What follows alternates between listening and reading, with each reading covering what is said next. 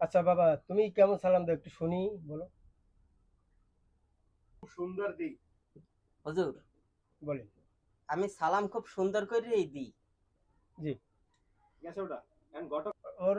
হুজুর, জি বলেন।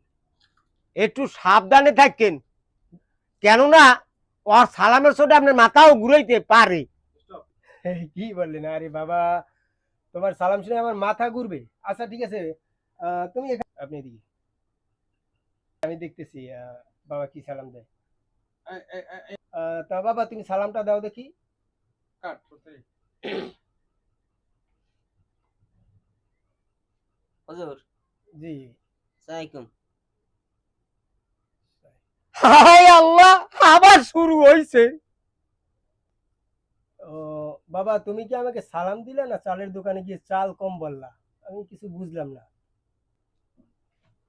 হুজুর, আমি তো সালামই দিলাম। আচ্ছা আচ্ছা, তুমি সালাম দিয়েছো, সালামটা শুদ্ধ হয়নি, তোমাকে আমি সুন্দর করে সালাম শিখিয়ে দিচ্ছি, ঠিক আছে? তুমি সুন্দর করে একটা সালাম দিবা, আমি যেভাবে বলি তুমি সেইভাবে সালাম দিবা, ঠিক আছে? আসসালামু আলাইকুম বলো। হুজুর, আমার আমাকে এক নেতা এরম সালাম দেয়। হ্যাঁ দাইতে মুই হিকছি এই। কেন এইখানে বলতে হবে? এই শিক্ষা এর নেতার কাছ থেকে পাইছি, ঠিক আছে? তো এখন একে সালাম শিখাতে হবে।